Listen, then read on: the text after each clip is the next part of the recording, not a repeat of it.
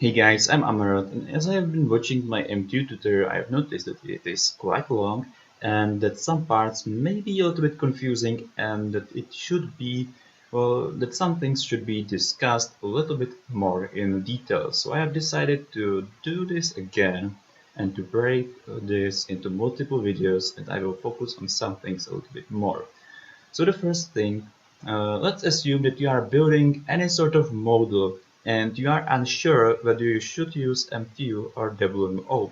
So let's speak about those two formats and let's compare them. I have touched this topic a little bit in theory series, but I think that I should go a little bit more into detail now.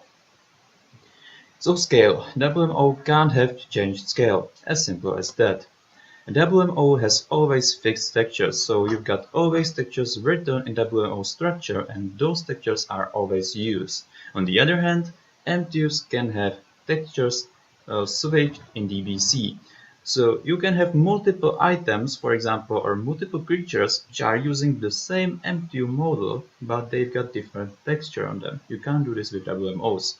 WMOs can have animations, both formats can have lights, but WMOs again can't have particles.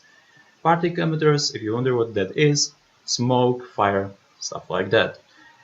Now someone might want to say that there are WMO buildings which have torches on them and smoke in chimney and so on. Well, all those things are actually MTUs which are spawned on the WMO. WMO itself can't have animations or particle emitters on it. WMOs don't really have a limit of amount of materials, so you can get away with one huge model with, for example, 50 different textures on 50 different materials. Well, MTU needs to have uh, its structure cut into multiple parts. So if you want to have one huge object with 50 different textures, you need to cut this object into 50 parts, and every single part should have only one material on it with one texture.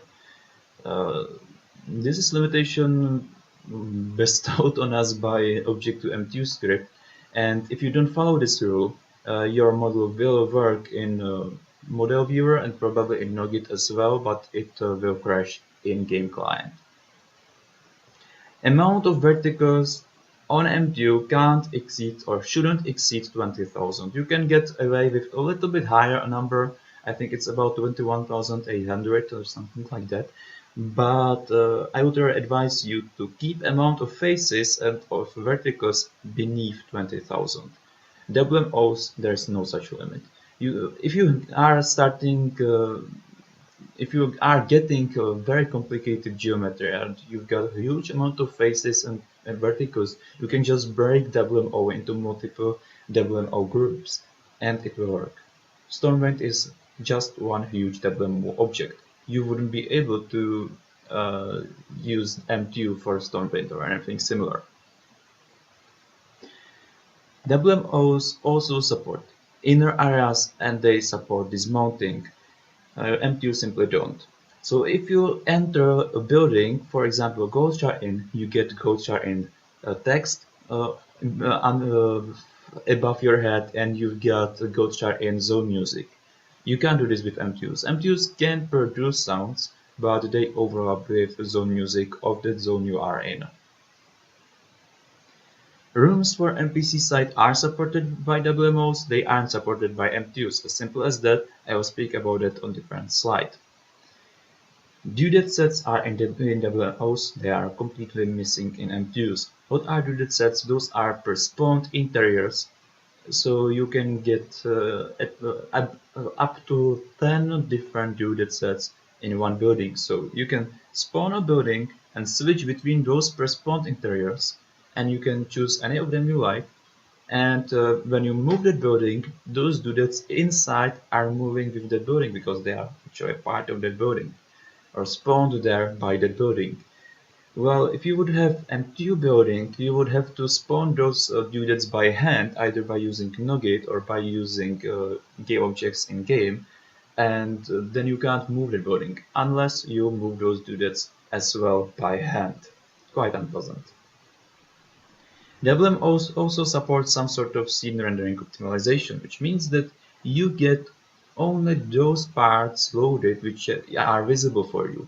So if you can see inside some room, that room will get loaded, but only that part you can actually see. If you are inside some room of WMO building, you get loaded at that room, and rooms you can see into. And when it comes to surrounding world, you get rendered only that part of world you can again see through some sort of doors or hole or window or whatever else. Well, this can't really be done with MTUs. So Stormwind, for example, has dozens of rooms inside of it, but you don't get all those rooms loaded at once.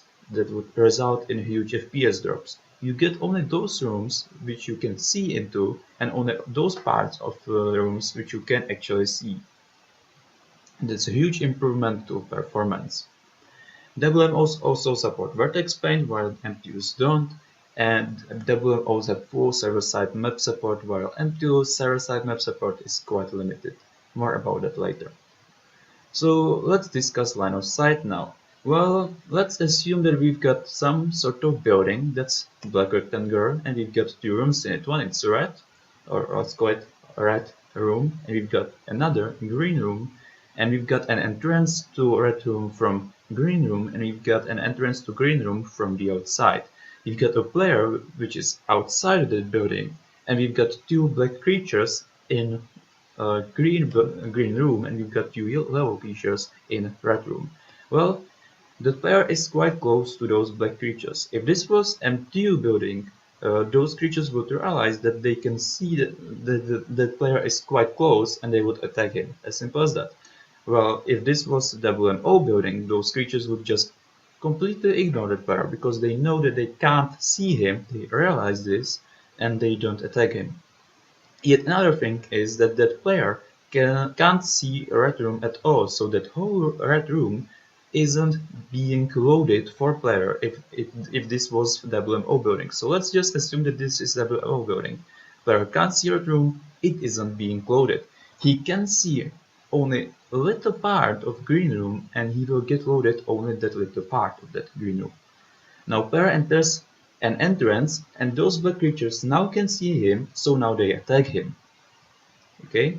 And now player can see only part of red room, so red room gets loaded now, but he will get loaded only that part of that red room he can see.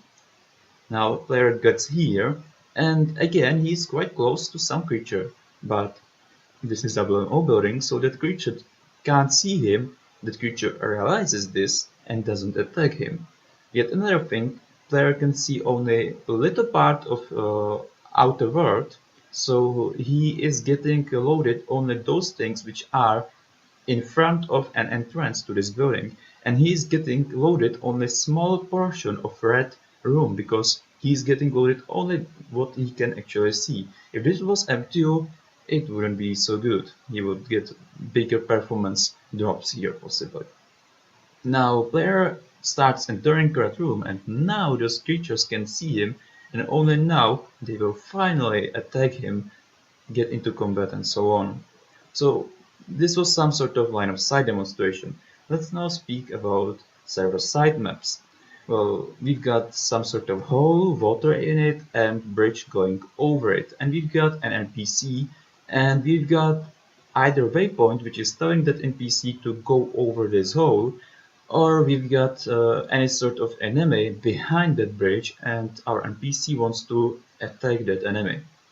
So if this was an MTU bridge, our NPC would do this. It would just fall down, swim in water, and go there like this.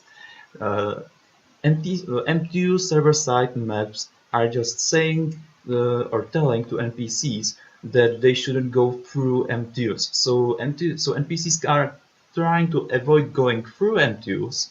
They are just trying to go around them, but they will never attempt to go over them. If this was WMO bridge, our NPC would do this. It would just go over that bridge as it is intended. So in general, if you want to have any sort of object which has any sort of surface which is above ground or terrain or water, and you want creatures to go on that surface, to be on that surface without falling down on terrain, you need to use WMOs. There's no other options. So if you want to build bridges, if you want to build any sort of walls with battlements on them, or if you want to build, let's say, docks which will be in water and so on, you always need to use WMOs. So that's pretty much it, guys. So I hope this was useful for you and that this gave you an idea what are WMOs good for and what are MTUs good for. In general, I would recommend you to use WMOs as often as possible because there is a way better converter for them right now, and also because they are supported by server-side maps in a better manner. But if you need to scale your objects, if you want to create creatures or items, you need to use MTUs.